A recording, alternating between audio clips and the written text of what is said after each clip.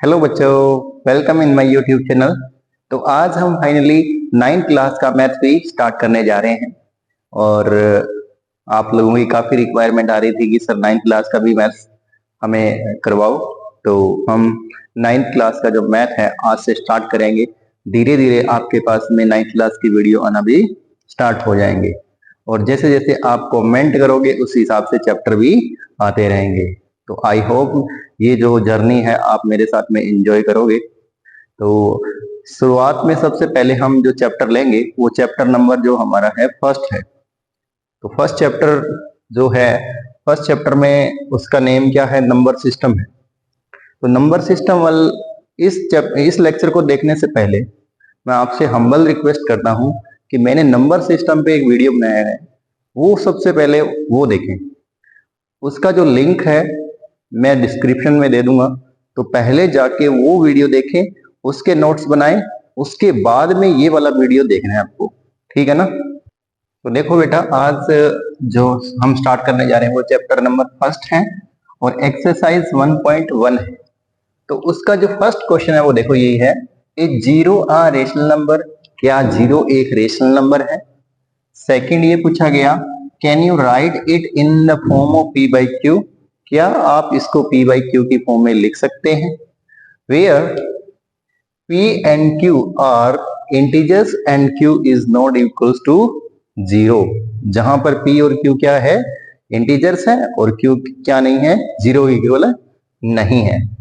तो देखो ये वैसे मैंने तो जो नंबर सिस्टम वाली वीडियो थी ना उसके अंदर मैंने वैसे ये डिस्कस किया था। क्वेश्चन बहुत आसान है, लेकिन फिर मैं दोबारा करवा देता हूँ, कोई दिक्कत नहीं है। तो हमें पता है जीरो को हम ऐसे लिख सकते हैं, क्योंकि किसी भी नंबर के नीचे वन तो हम लगा ही सकते हैं। तो यहां पर देखो हेयर लिख देंगे, पी कितना है बेटा, पी है वो कितना है, ऊपर वाला पी होता है हमें पता है वो कितना है, जीरो। और क्यू कितना है, वन है। और ये किसके इक्वल नहीं है, जीरो के इक्वल नहीं है। या इसको ऐसे लिख दो, q is not equal to zero. देखो, अरे नीचे वाला जो डिनोमिनेटर है वो जीरो नहीं है, डिनोमिनेटर को ही क्यू बोलते हैं। तो क्यू जीरो नहीं है, ऊपर वाला जीरो हो जाए कोई दिक्कत नहीं है। और इसको हम किस फॉर्म में लिख रहे हैं, पी बाई क्यू की फॉर्म में लिख रहे हैं। तो सिंपल है, जीरो एक रेशनल नंबर होता है, तो लिख देंगे so zero is a rational number, zero is a rational number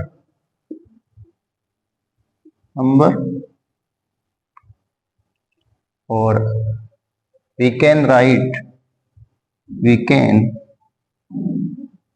write in the form of p by q, where p and q are integers। मैंने यहां पर क्या लिखा है दोबारा से समझो कि जीरो एक क्या है, रेशनल नंबर है। और जहां और उसको हम क्या लिख सकते हैं, p बाई क्यू की फॉर्म में लिख सकते हैं। और p और q क्या होते हैं, इंटीजर है, वो इंटीजर्स है, ये हमेशा इंटीजर्स होती है, कंडीशन होती है। इसके बाद में बेटा क्वेश्चन नंबर सेकंड करेंगे। क्वेश्चन नंबर सेकंड में देखो क्या करना है, find six rational numbers between 3 and 4। हमें क्या करना है, 3 और 4 के बीच में 6 रेशनल नंबर निकालने हैं। तो देखो कैसे करेंगे बेटा, बहुत आसान क्वेश्चन है ये सारे। तो सबसे पहले आप क्या करोगे, 3 and 4 को लिख लो एज इट इज। 3 and 4 है उसको एज इट इज लिख दिया। अब ध्यान रखना कॉन्सेप्ट क्या है इसके अंदर, देखो अगर आपको 6 पूछा है तो आप 3 और 4 को 7/7 से मल्टीप्लाई करोगे। अगर आपको 7 पूछे तो 8/8 से। फॉर एग्जाम्पल आपसे 11 पूछे तो किससे करोगे, 12/12 से। अब ऐसा क्यों कर रहे हैं, लास्ट में मैं इसका रीजन बताता हूं। तो देखो बेटा, तो 6 पूछा है ना, तो इसको किससे करोगे, 7/7 से मल्टीप्लाई करना है। एंड इसको भी किससे करना है, 7/7 के साथ। दोनों के साथ में करते हैं ना कि एक के साथ में। अब यहां से देखो क्या बन रहा है, ये बन गया 3 7 जा 21, 21/7 एंड इधर कितना बन रहा है 28/7। अब लिख देंगे, सो 6 रेशनल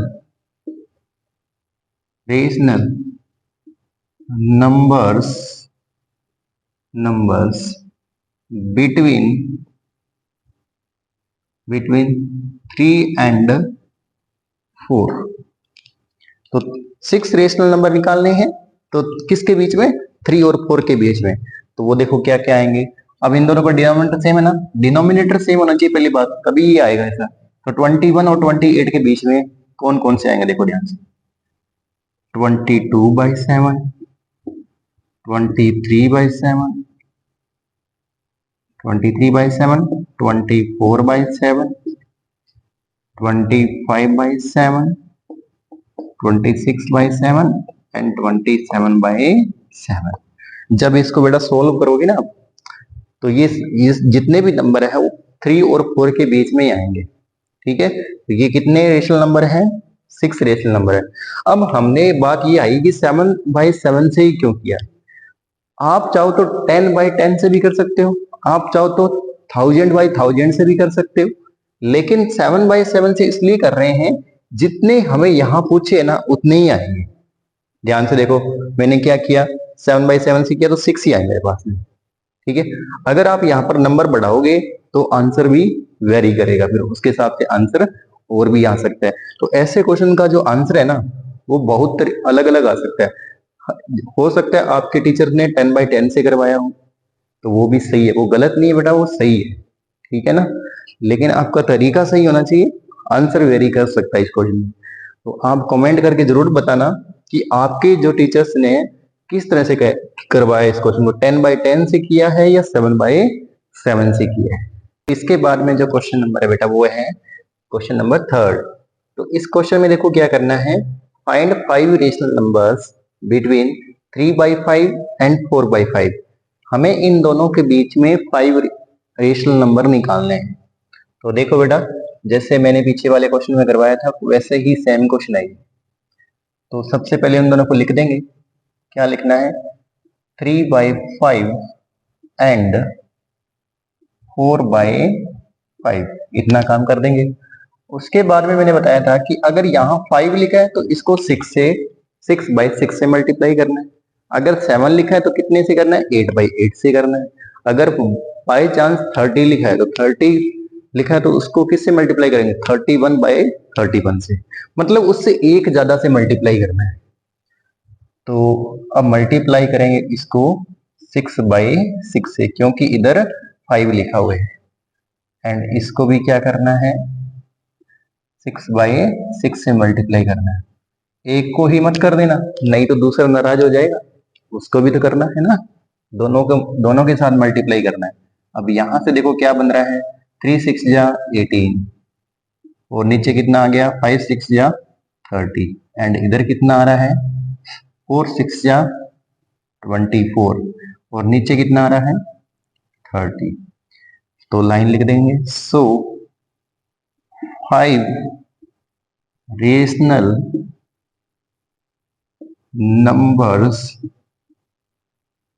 numbers between 3/5 and 4/5। तो जो हमसे पूछा गया था, कितने पूछे थे, 5 रेशनल नंबर पूछे थे, तो इन दोनों के बीच में 5 रेशनल नंबर अब आ जाएंगे। देखो अब कई बच्चे बोल सकते हैं सर आपने ये क्यों नहीं लिखा, ये क्यों नहीं, अरे ये इसलिए नहीं लिखा क्योंकि जो ये है ना 3/5 लिखा हुआ है, इससे ये बना है। तो अल्टीमेटली हमें लाना क्या है, इन दोनों के बीच में लेके आना है, तो हमने डायरेक्ट वही लिख दिया। तो अब देखो कौन कौन से आ जाएंगे, 19/30, 20/30, 21/30, 22/30, 23/30। तो ये देखो 5 है रेशनल नंबर इन दोनों के बीच में आ गए। तो इसके बाद में बेटा क्वेश्चन नंबर 4 है। क्वेश्चन नंबर 4 में देखो क्या पूछा गया है, state whether the following statements are true और फॉल्स। हमें ये बताना है कि जो ये स्टेटमेंट लिखी है क्या ये ट्रू है और फॉल्स है, दोनों में से बताना है। उसके बाद में give reason for your answer, जो आपने आंसर लिखा है उसका रीजन भी देना है। अब देखो फर्स्ट है every natural number is a whole number. तो ये वाली जो स्टेटमेंट है ना बिल्कुल ट्रू है ये। अब ये ट्रू क्यों है उसका रीजन जानना। हमें पता है जो नेचुरल नंबर है वो कहां से स्टार्ट होते हैं, 1 2 3 4 5 ऐसे करके चलते जाते हैं, कहां तक जाते हैं, प्लस के इनफाइनाइट तक। और जो होल नंबर होते हैं वो कहां से स्टार्ट होते हैं बेटा, 0 से। 0 1 2 3 3 4 5 इस तरह से प्लस के इनफाइनाइट तक जाते हैं। तो क्या मैं होल नंबर को ये लिख सकता हूँ कि मुझे बताना 0 प्लस में नेचुरल नंबर्स लिख सकते हैं, क्योंकि होल नंबर्स है उनके अंदर क्या आता है, 0 भी आता है और जितने भी नेचुरल नंबर है, ये जो जितने भी नेचुरल नंबर है वो भी इसके अंदर इंक्लूड है। तो ये जो स्टेटमेंट है बिल्कुल ट्रू है। क्यों, क्योंकि ये बोल रहा है कि एवरी नेचुरल नंबर, जितने भी नेचुरल नंबर है वो एक होल नंबर भी होते हैं। देखो ये नेचुरल नंबर जो आ रहे हैं वो होल नंबर के अंदर भी आ रहे हैं। तो ये बिल्कुल स्टेटमेंट है वो बिल्कुल ट्रू है ये। उसके बाद में सेकंड वाले पे देखो, सेकंड वाले पे ध्यान से देखो बेटा, every integer is a whole number. ये बोल रहा है कि जितने भी इंटीजर होते हैं वो होल नंबर होते हैं। तो ये होल्स है। अब ये होल्स कैसे हैं हमें पता है, एग्जांपल दे दो इसका। -4 is not a whole number.